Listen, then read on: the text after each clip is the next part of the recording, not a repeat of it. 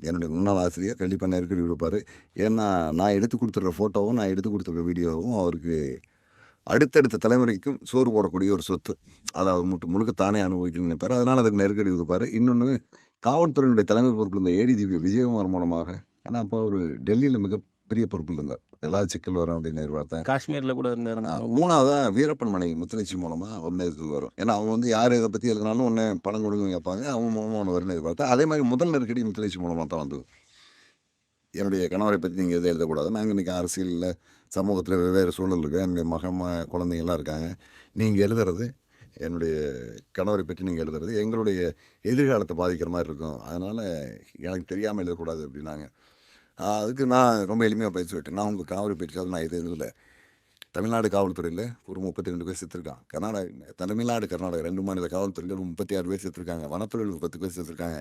TCS Srinivasan ஒரு IFS officer கொண்டிருக்காங்க. ஒரு ஐபிஎஸ் அதிகாரி ஹரிகிருஷ்ணா இருந்திருக்காரு. இவங்க எல்லாம் வீரப்பன் அப்படிங்கிற ஒரு ஆள கொல்லப்பட்டதுனால அதை பற்றி நான் ஆய்வு பண்ணிட்டு இருக்கேன். உங்களுடைய வாழ்க்கையோ, உங்களுடைய குடும்பத்தை பற்றியோ, உங்களுக்கு திருமணமானதை பற்றியோ, உங்களுடைய கணவன் தான் வீரப்பனை பற்றியோ நான் எந்த இடத்துலயும் சொல்ல மாட்டேன். சொல்ல வேண்டிய அவசியம் கிடையாது.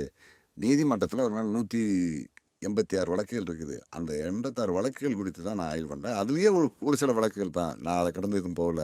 ஒருவேளை உங்களுடைய கணவருடைய புகழுக்கும், மதிப்புக்கும், உங்களுடைய புகழுக்கும், மதிப்புக்கும் களங்கம் வர மாரி இருந்ததுன்னா, நீங்க என் மேல நடவடிக்கை எடுக்கலாம். அந்த மாரி எதுவும் வராதுன்னு ஒரு பதில் மட்டும் எடுத்துட்டு நான் அத கடந்துட்டேன். அடுத்தபடியா காவல்துறை இயக்குனர்கிட்ட இருந்து ஏதாவது பிரச்சனை வரும்னு பார்த்தேன். அவர் அழகா கடந்து போயிட்டார்.